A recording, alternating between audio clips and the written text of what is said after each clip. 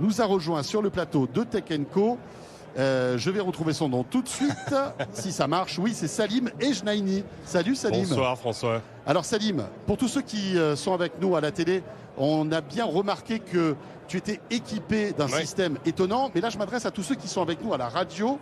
Présente-toi, ou présentez-vous, parce qu'on va se vous voyer, aux auditeurs de BFM Business. Alors tout à fait, moi donc pour ceux qui nous écoutent, je porte sur moi le dispositif de scie haptique, donc qui est composé à la fois d'une caméra qui est clipsée sur mes lunettes directement et qui est reliée à une ceinture lombaire que je porte sur le dos qui est assez épaisse et qui est en réalité un écran haptique. Alors on va en parler un peu plus précisément, je pense, avec Rémi. Et rappelons une chose importante, c'est que bien sûr, vous ne voyez pas. Je suis non-voyant, voilà. Totalement. Oui, absolument. D'accord. Et alors on va rentrer dans les détails dans un instant de ce que ça a changé dans votre vie, ce système-là. Voilà, pour tous ceux qui sont à la radio, une paire de lunettes et des petits capteurs qui sont sur le côté. Rémi, qu'est-ce que porte en fait Salim sur son visage?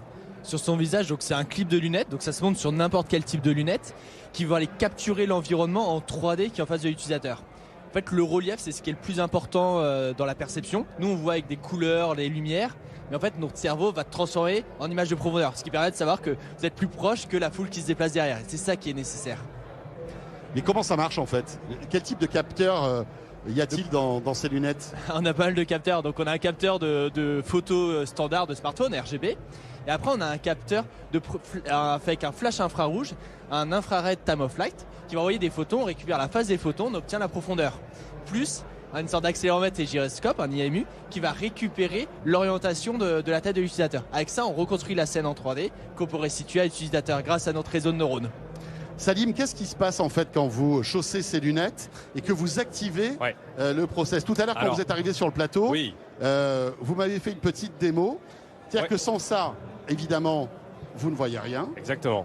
Vous allumez, qu'est-ce qui se passe? Si je l'allume, alors je vais compléter mes sens habituels qui sont à distance l'ouïe et à proximité le toucher par les indications que me donne le tapis haptique qui me tapote le dos. Il y a 256 petits actuateurs qui vont me tapoter le bas du dos au niveau des lombaires et me refaire un dessin, une silhouette en direct de ce que perçoit la caméra, le capteur RGB très classique.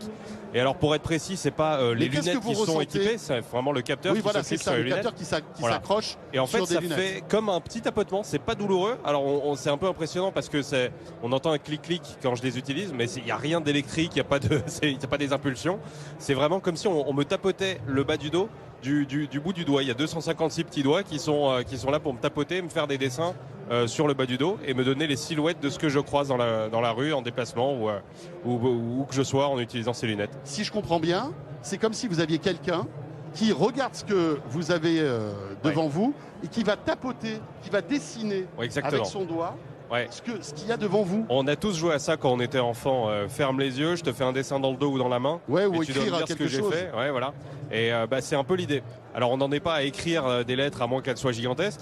Mais en tout cas, on en est à avoir des silhouettes, savoir ce par quoi on passe dans la rue et être impliqué dans son environnement au quotidien. C'est assez fou de se dire que quand on ne voit pas, on ne sait pas nécessairement la taille d'un pylône, la hauteur d'un drapeau ou ce par quoi on passe quand c'est au-dessus de nous, parce que la canne ou le chien guide vont pas nous dire qu'il y a un pont au-dessus ou qu'il y a des choses comme ça. Donc ça, c'est vraiment une info descendante et que le cerveau va traiter ensuite exactement comme un sens supplémentaire, tiens par hasard le sens de la vision.